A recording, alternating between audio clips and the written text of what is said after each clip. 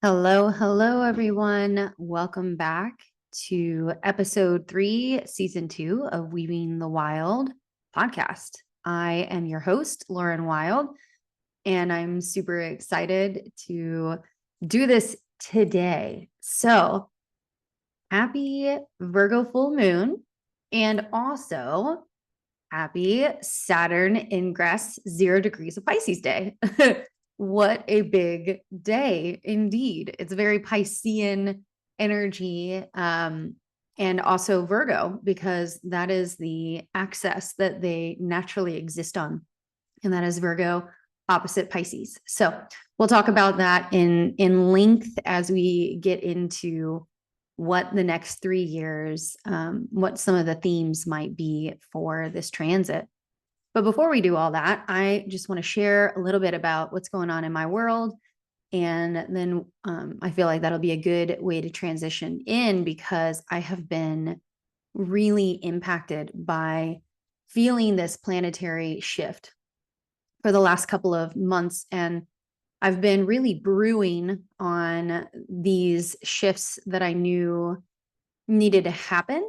And I just didn't know when or how. And, like Spirit always says, is just kind of trust the timing of it. And it finally felt ready to be released in this time period. And so I want to let you guys know that what has formerly been known as my business, Wild Alchemy Modern Mystery School, is being transitioned to the umbrella brand that is Wild Spirit Co.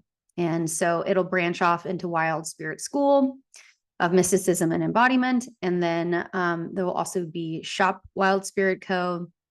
There'll be Wild Spirit Retreats, Wild Spirit, blah, blah, blah, blah, blah. But this is a way to kind of like containerize some of these spiritual projects, which is a really good way to talk about the Virgo full moon, and then also Saturn moving into Pisces, trying to structure mysticism.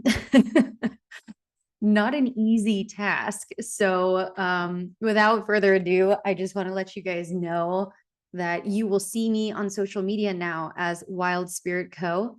And I'm really moving into, instead of just, sharing about my own life, to really get into a place of making my brand more specific to students and, those that want to learn about embodied astrology and mysticism. And that is where everything is really, really moving, is getting precision oriented, getting intentional about what exactly I'm trying to teach, what kind of astrology I'm teaching, the point of why I'm teaching astrology, what I'm offering, what I'm inviting people into, things like that. So you're going to be seeing it get more and more specific, more content driven, around particular topics that I consider to be my niche. One of the other things that you're going to see is I'm going to be asking my audience for feedback, because I need some feedback. I need some marketing information that's going to help me so that I can do these kinds of things for free and help educate the population on all things embodied astrology and mysticism. So that being said, I won't keep ranting about that, but it is a big shift or pivot. And I know a lot of other spiritual teachers and leaders have been feeling this, and not even just spiritual people, but all people kind of feeling this like shift. And so I think that's a good way to transition into the conversations that I want to talk about for what's going on, and what has been going on with Saturn. All right. So let's go ahead and kind of transition our way into that conversation. So first and foremost, I think it's important to talk about the archetype of Saturn. It's kind of popular now, but it's funny because a long time ago, I used to call Saturn Sky Daddy, because that's very like his energy. And Saturn is historically known as a malefic planet, meaning it doesn't go well all the time. It's not easy. Comes with a lot of challenges, a lot of obstacles, a lot of karma, a lot of like hard things. And that is true of Saturn. That is absolutely true. But one of the positive things about Saturn and working with Saturnian medicine is learning how to be grounded, learning how to be structured, learning how to be successful, learning how to be mature, learning how to apply hard won, hard learned lessons, all those gray hairs, and becoming wise, right? So Saturn rules wisdom. In ancient stories, Saturn is Zeus or Kronos, father of time. Saturn also is the patriarchal ruler. So he is more of like a grandfather energy than like typical daddy energy. That's actually Leo would be that energy. We're talking about grandfather energy. But one of my favorite ways to think about Saturn and kind of feel the embodiment of Saturn is to think about this visual. And so here would be a Saturnian thing. So imagine that you tell your dad, I want to be a NFL football player. My son Solomon wants to be an NFL football player. And so, you just say that in passing. Well, the next morning at 5 a.m., your dad comes into your room, turns on your light, has like a sweatband around his head, tube socks, short shorts, and a whistle. And he's blowing the whistle. It's 5 a.m. And he's rolling you out of bed every day, same time, every day, consistently. And you kind of hate him because he never gives you a break. And you just keep doing it because he keeps enforcing it and he keeps holding you to it and he keeps you responsible and accountable to your goals. All right. But during that time, you really kind of hate him. But then one day when you are in the NFL and they're playing the national anthem, you look up into the stadium and you see your dad wearing your jersey crying. That is a very Saturnian image. It allows you to understand the power of Saturn. All right. So the number one thing that I want to say that I visualize, I see, I feel for this 3-year transit that we're moving into is one of my favorite sayings, and that is a dream without a plan is just a wish. All right. Because Pisces rules our dreams, it rules our imagination, our wildest dreams. And Saturn wants to get shit done. All right. No matter what. All of the planets have different energy. All right. I'm going to talk about Neptune here shortly as well. So you can see the comparison and the contrast. Saturn is like hard work through blood, sweat, and tears, and you get rewarded. You get karmically rewarded for your effort, for your consistency, for your determination, and for pushing through. All right. So Saturn is characteristically about pushing through, even if you feel like you don't want to. And that's an important thing to remember about this 3-year transit, considering that Pisces is the feeler of the feels. So what's going to happen is Saturn in Pisces is going to tell us, I don't really care how you feel. You said you had a dream and you're not going to sleep in. You're going to do it anyways. So prepare yourself. Okay. Where Pisces is in your chart really matters in terms of that. But let's talk for a moment, about how Saturn works. So Saturn is about boundaries. There is nothing Saturn rules more so than boundaries. Pisces dissolves boundaries because Pisces is ruled by Neptune. It does not want boundaries. We're going to talk about that more once we get to Neptune. So this is going to be a very interesting period of time because Pisces is in fact the ocean. So imagine trying to put a boundary on the ocean. Like I was just in Maui and we literally flew over the Pacific Ocean for like 5 straight hours. Okay.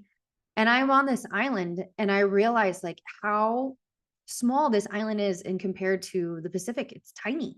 And it's like this idea. And it was very windy when we were there as well. And like the wind is whipping and we're watching these huge waves crash onto Maui's volcanic like barriers.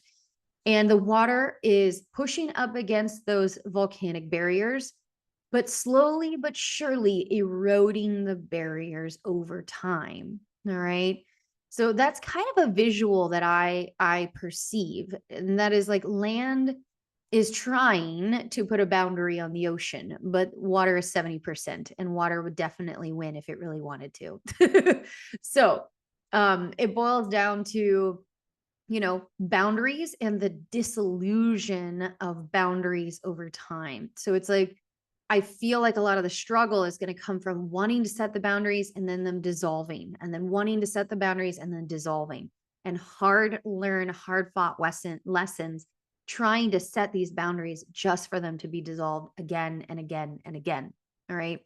So some other things that Saturn rules are things like determination, challenges, obstacles, things in your way. Okay. Like things being slowed down. One way I've learned about it is that wherever Saturn is in your chart is where you have a baby gate around you in this lifetime. It's hard to get out. So think about it like that. Like you have to grow up and become aware that you can open the baby gate and get out, or you can grow up and walk over the baby gate. But like there is a level that there is restriction around you. Okay. Some other things is that Saturn rules time, like actual time. One of the things that they say, I work very closely with Saturn, especially after this last year.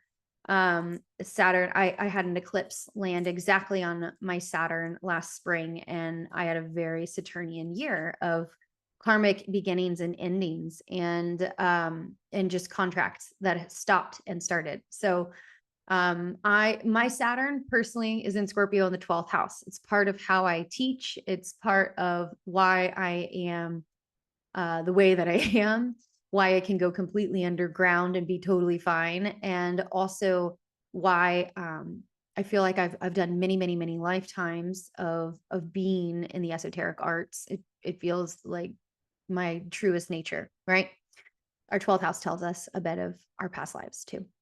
So what Saturn is about is maturity. He wants you to track time. He wants you to structure your days. One thing that makes this 3-year mark particularly potent is the fact that the sun is also in Pisces today, exactly opposite Virgo.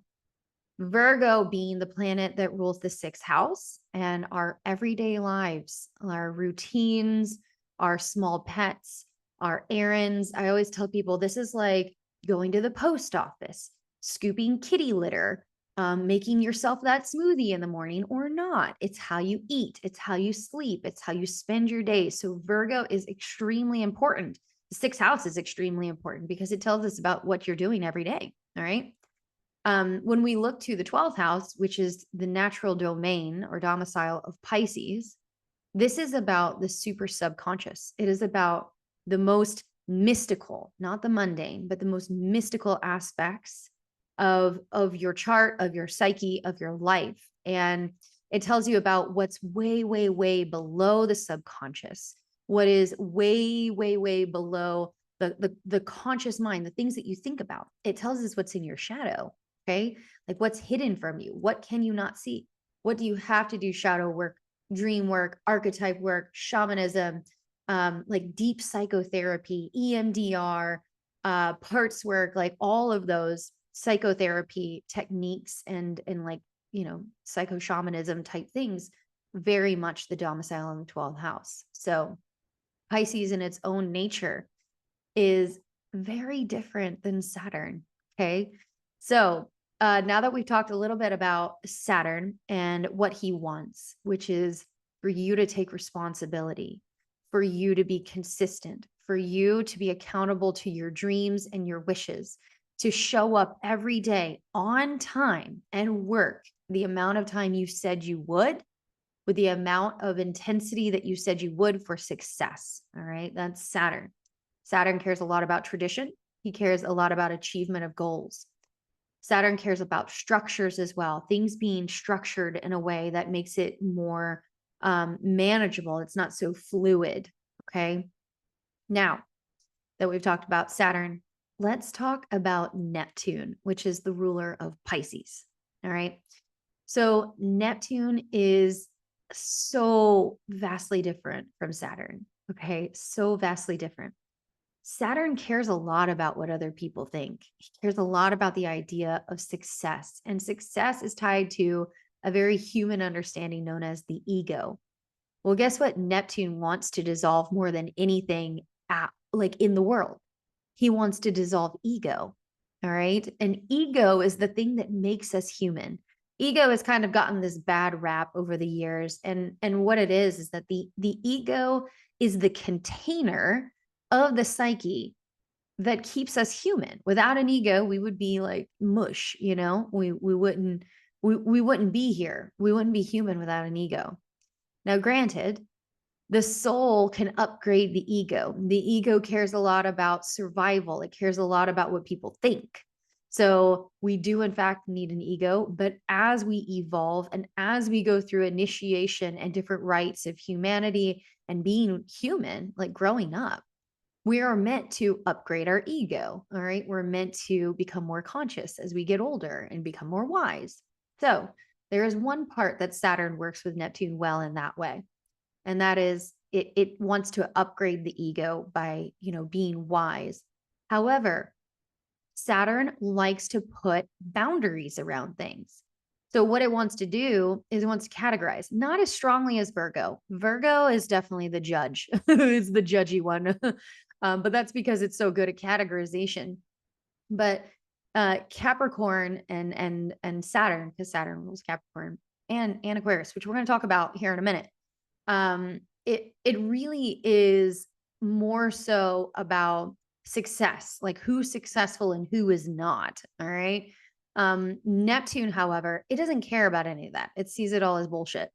What it cares about is things like compassion and goodwill and service, and being, the least of these and being of spiritual service to the dissolution of ego, because Neptune at the end of the day, and Pisces as well, because it's ruled by Neptune, believes that we are all one. It is oneness consciousness.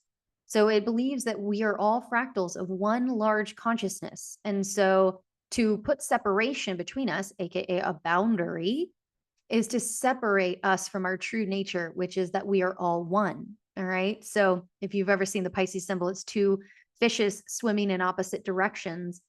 It is like this constant swimming and moving towards this idea that is in its own right not very human, because human is attached to an ego. So it is always swimming in two different directions, because one side of it has compassion for human fragility and the ego, and then the other side wants it to dissolve the ego and merge back into oneness with spirit. Okay. And so they're kind of oppositional.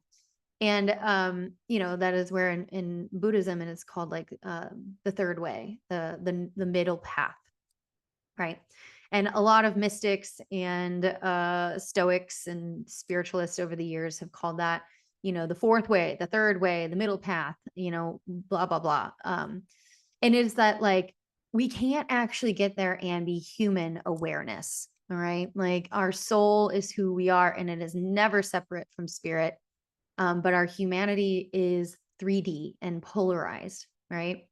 Now, as Uranus moves through Taurus and it starts to wake everybody up, and everybody starts to go through these, awakening periods, or their Kundalini arisings, which is what's happening with the consciousness of not just human consciousness, but the planetary consciousness.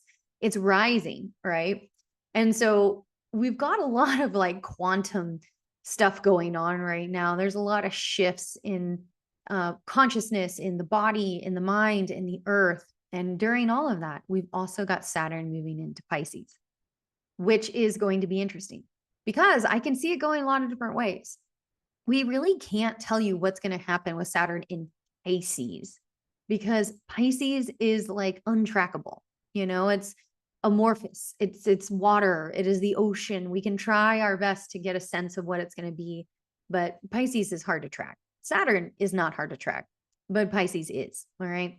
So that being said, Neptune is very much about our dreams, our imagination, our ability to dream of worlds that are not quite here yet, to connect to our dreams. It would ask the question of like, which one is real, like the waking world or the dreaming world? Maybe the waking world is the dreaming world. And so it has these big, big philosophical thoughts. It's also very closely tied to things like magic and psychotherapy.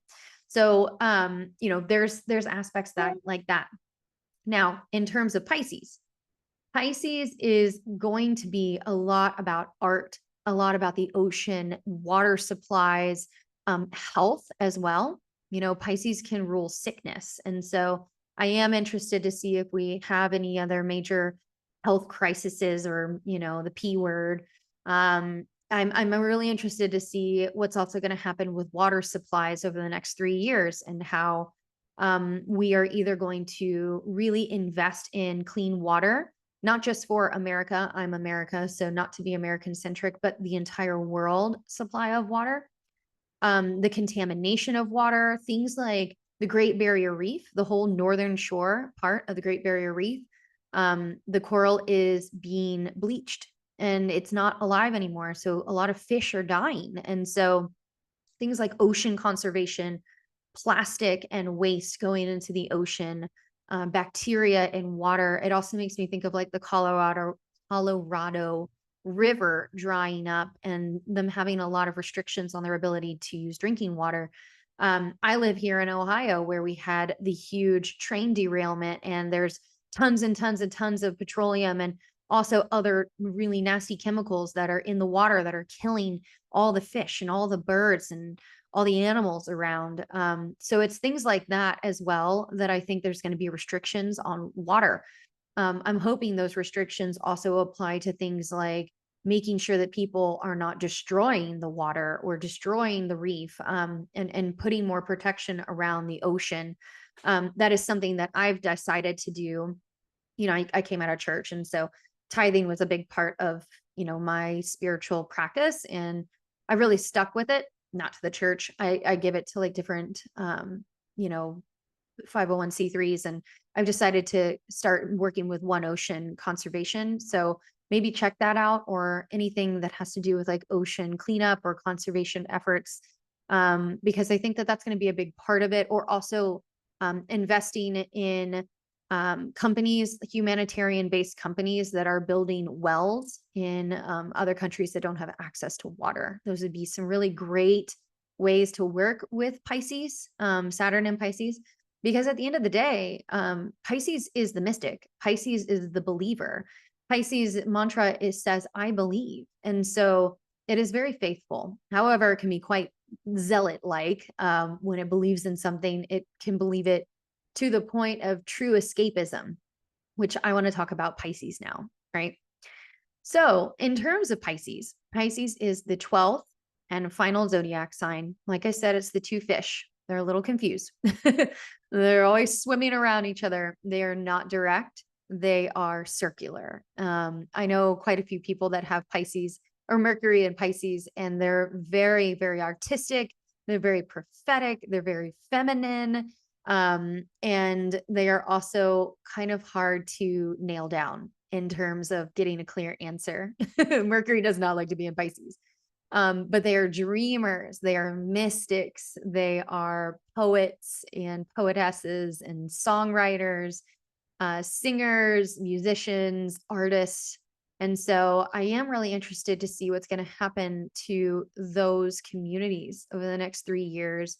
If artists are going to feel a lot of pressure in the music industry, or you know, if they're going to have a lot of success in like feeling the structure to write the song or the album that they've always wanted to write, or the book that they've always wanted to write. And so me personally, I have Saturn in the third house, and or sorry, I have Pisces in the third house, and I am feeling so encouraged actually by Saturn being in my third house, like really structuring my mind, really structuring my voice, and the things that I want to create, the writings that I want to write.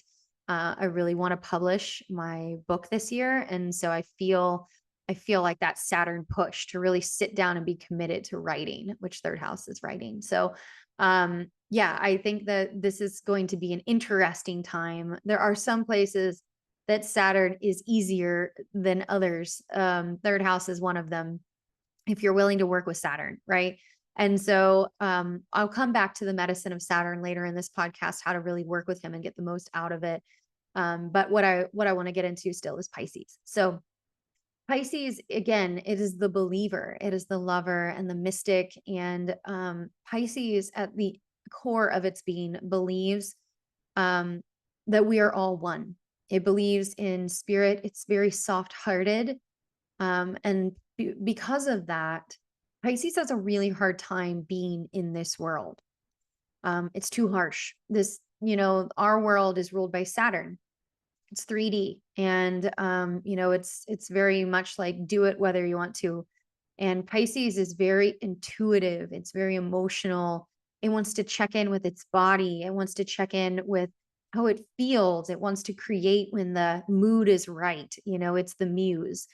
Saturn is not going to care about that. And Saturn does not care about that. And so what happens to a lot of Pisces individuals, if they can't lean into some of their other aspects to help them in the Saturnian 3D polarized hellscape that we live in, is they become escapist. And Pisces is how we escape. It shows us what we fantasize about. It shows us how we escape. Pisces also rules things like addiction, very much tied to alcoholism because Pisces is liquid. It can also be things like narcotics and different substances, different drugs. And so anything that allows the individual to escape reality, Saturn being reality. And so I think it's going to be really interesting to see how psilocybin and ketamine infusions might shift over the next 3 years, to see if maybe some boundaries and restrictions are dissolved around those medicines. And I'm also interested to see what's going to happen with some of the more treacherous drugs out there that are really being trifled with, by people that, cut different, fentanyl, things like that. I'm really interested to see what's going to happen with overdoses. So everyone, please be mindful and careful. I also could see a lot of people going into recovery during this period of time, like having kind of like a come to, Jesus moment around knowing when it's time to be done with a substance or not. And so I think that this will be an interesting time period, to say the least, for those areas. So, if you are a person that, might struggle with things like, binge eating or, alcoholism or anything close to that. The other thing I want to say is that this could also be a time period where we and it can always go one way or the other. It's hard to tell at the very beginning part of this transit because we're not really in it yet. We can only kind of presume some things based on planetary energy. But the other thing about escapism is for people that don't want to be here on the earth plane anymore, aka unaliving oneself. And so if there is a period of time that you or someone is going through that, it's really important that you reach out to different like suicide hotlines and networks, because the thing about Pisces is that it will pass. The emotions are very strong for Pisces. They're very, very strong. They feel so real, but they will pass because Pisces is very fluid. It really needs to go with the flow. And Saturn really does not support a fluid lifestyle. Like, it's very structured, it's very analytical, it's very concise and consistent. And Pisces is not that. All right. It is very fluid, it is very intuitive. And it really wants to tap into how it feels. It kind of wants to feel like, what's the planets doing today? I need to go pull my tarot cards, and what is my body saying to me? That's water energy. Okay. Saturn is earth energy. What do you get when you mix water and earth? You get mud. It can make it feel very hard to move. You could feel stuck. Okay. And so we have to look to other elemental support like fire and air to help us, liven up and to dry out really and truly. So we're definitely going to be seeking things like inspiration. It could be a period of time for sickness. Again, like I said, it can be a time of really having to overcome a sickness through things like consistency. Like, could be like, exercising daily or drinking enough water, But Saturn will help. That's part of the medicine of Saturn is consistency and like consistently coming back to the challenge, coming back to the obstacle over and over and over, regardless of how you feel. Okay. So those are just some of the basic things. Now, I want to talk a little bit about the history that we've been in and kind of where we're going. So for the last 6 years, Saturn has been in his two natural domiciles. All right. Saturn in 2018 was in Capricorn, which was really home, Earth of Earth, man, Earth of Earth, really like just kind of biting down on structure, on tradition, on consistency. And then in 2021, we had Saturn move into Aquarius. Literally, Saturn moved into Aquarius the day after the pandemic shutdowns happened. Okay.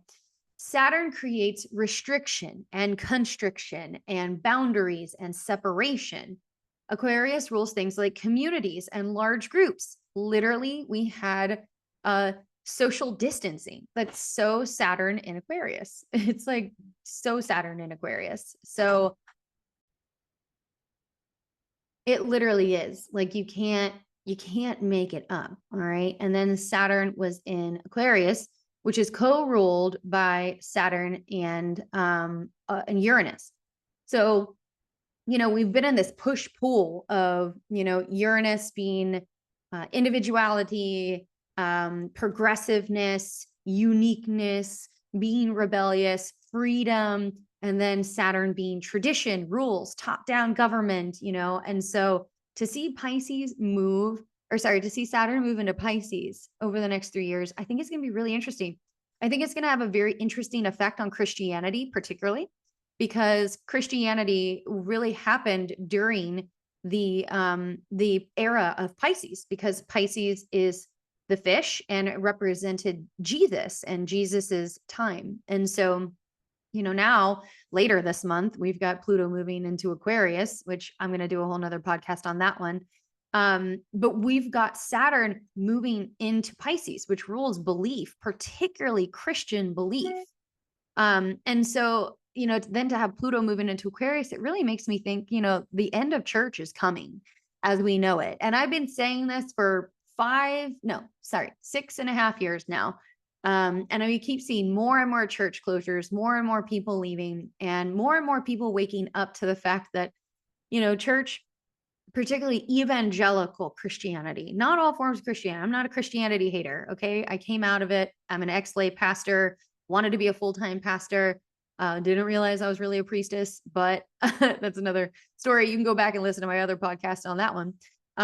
But really and truly that so much abuse, spiritual abuse and bypassing is happening on every pulpit.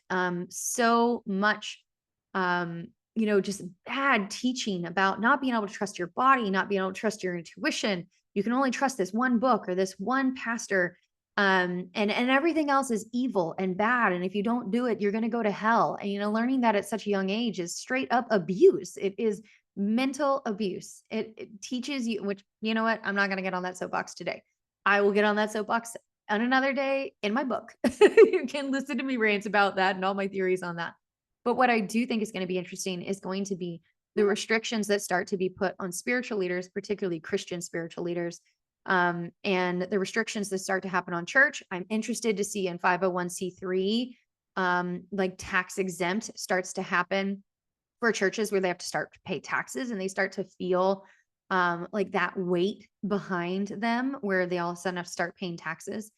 But regardless, spiritual communities are going to feel a tightening. All right. And that is like a structuring and a touch of like, where's your reality? All right. For those that lean into Saturn's medicine, which is I'm going to be accountable, I am going to take responsibility and make reparations, they will be rewarded. That is Saturnian work. That's wisdom. That's accountability. That's taking responsibility. That is what Saturn really wants. And not only that, he wants you to be accountable, but he also wants you to learn your lesson. All right. He is the ruler of karma. He wants you to burn the karma, learn the lesson, don't do it again. All right. And if you don't, and you try to escape it, it won't go well. Right now, knowing where Pisces is in your natal chart is very helpful. I will attach some videos below to help you figure out where Pisces is in your chart. But essentially, it really boils down to, we are all going to be asked to take responsibility for our sense of spiritual service at this period of time. We're all going to feel the weight of needing to take care of our resources, particularly water. We are all going to feel a need to kind of restructure or deconstruct our spirituality, depending on where you're at. There is going to be a reality check, I think, for a lot of conspiracy theorists. Now, some people would consider me to be very far out there, but this is like fact checking of conspiracies, because Neptune is in the late degrees of Pisces, which rules conspiracies. All right. Like fake news, things like that.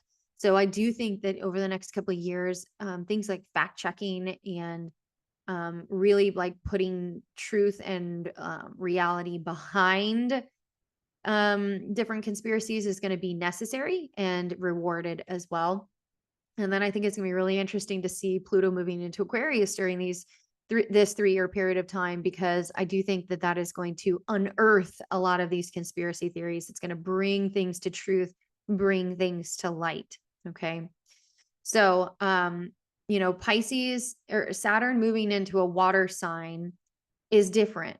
It makes it harder to feel your emotions. It makes it harder to be soft and to feel like you can trust. And so I want to just bring your awareness. You can still be soft under this influence, but you also still have to be accountable.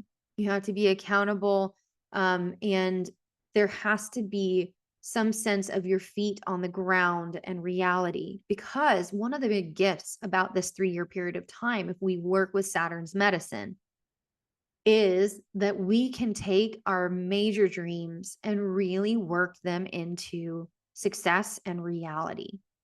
I really cannot stress this enough. A dream without a plan is just a wish. Again, I work very closely with Saturn. Saturn kicks my ass and has kicked my ass all my life. And it wasn't until I learned to respect time, that I learned to be structured, that I learned to have a routine and have a really healthy relationship to sadhana, spiritual centering, my spiritual daily practice, my quarterly practices, that my life started to get so much better and so much more fulfilling. Because I'm very, very Piscean in its own way, more Sagittarius, which are all the mutable planets. But that is I thought that I just wanted all the free time in the world. And guess what? All the free time in the world does not do me well. I do well with challenge and with pressure. Not all the time. I need balance. I'm a Libra, but it is really learning to appreciate Saturn's drive for us to have structure, for us to work towards goals, to put responsibility, to take responsibility for our lives, and to not project and deflect, but to instead take accountability for the completion of our goals, for being human, for our egos and the disillusion of such, right? So all of that being said, I do want to share some ritualistic ways to work with not just the Virgo full moon, which is going to be active for the next month until we get to the Libra full moon, an Aries season. And that is, this is a great period of time to make a mile-long to-do list, okay? Make it while you're in this Virgo moon influence. If you're listening right now in the next week or so, which I guess would be what? March the 7th through the 14th, okay? Because you're under the Virgo influence, and Virgo is an excellent task maker, list maker, and categorization master. All right. And so it will help you start to put things like that into order. The other thing is to hire if you don't know how to do this stuff, hire a coach. Okay. I'm a very big picture person. I am a life coach. I'm really good at helping people see big picture vision and giving them ideas. However, one of my instructors and administrator, my head administrator, her name is Amanda Bryan. She is an organizational desk witch and magic. Okay. You need to have somebody help you grid out your day, your week, your month, your quarter, your year. I cannot tell you how effective that has been for me over the past year. Invest in an organizational coach. Okay. To help you just create a plan, and then you have to stick to it. No, you can't hire anybody else to make you stick to it. Unless you're going to hire like a personal trainer that's going to follow you around and make you do the things all the time, which if you have that, if you have those resources, why not? But hire an organizational coach. All right. The next thing is, if you do not have a watch, get a watch. Okay. I tell people this all the time. Time is not real unless I am wearing a watch. And guess what? I particularly am very fond of my Apple Watch because it has timers. It keeps me on point. It alarms me. It lets me know when people are communicating with me. It also has an alarm to wake me up in the morning because that can be sometimes hard, especially when you're coming home from Maui and you travel for 24 hours. But have a watch. Okay. Google Calendars is your friend. Put all of your calendars on one calendar and put everything that gets scheduled into your calendar immediately. All right. And then another thing would be clearing your spaces of trash and clutter. Pisces loves to hoard little objects, little things. It's very emotionally attached to everything. Saturn is very clean. It is structured. It is organized. If you need to hire a house cleaner to help you get this started, do it. All right. Consider all of these to be like offerings to Saturn. All right. I work very closely with Saturn, Sky Daddy. And I can tell you, like, when you do hard things, you get like a little gold star, and it feels really good. And whether or not you work with the planets like they're actually real, like I do, that doesn't matter. Like, you are working for yourself, and Saturn rules the body. It rules the skeletal system and the teeth. Okay. Pisces rules fat cells, literally fat cells. So, we could get really sad or depressed or feel stuck. You can gain a lot of physical weight during this period of time.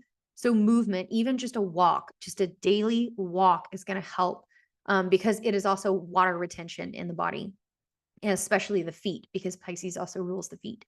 So, moving your body, foot massage is another really great way, to keep the lymphatic system going, and moving, acupressure, acupuncture. All of those are very much in the healer axis, which is what Virgo and Pisces are on, is the healer axis. They just heal through different ways. Virgo being co-ruled, modern ruler being Chiron, and also Mercury, and then Pisces being Neptune. This is all about healing through different means, one being more chiropractic and one being more like metaphysical shamanic healer. Okay. So all of them are great and all of them are necessary. We need to look to Virgo and Saturn to help us recognize how to get the most out of this transit, though. And that is to have a plan, to have some accountability around that plan. And then also the Pisces piece, which is the most important, is to make a wish, cast a spell, like throw your vision out into the future and step into it with hard work and consistency. All right. That is like the truest way to work with this energy. You have to like take the vision. Like if I gave you a magic wand, I've done this with you guys in the podcast before. If I gave you a magic wand and you could have whatever you want and with no negative consequences, what would your life look like? Like, throw the vision out there. Because even though we're working with Saturn, which is very practical and very traditional, we're also working with Pisces, which is the woo-woo of the woo-woo. All right. So it's like putting structure to magic, and putting structure to magic is incredibly important. Consistency is a part of spell work that is way underrated. All right. And that is, we need the vision. We need the felt body experience of what it's going to be and how happy you're going to be, and the gratitude and the joy and the magic.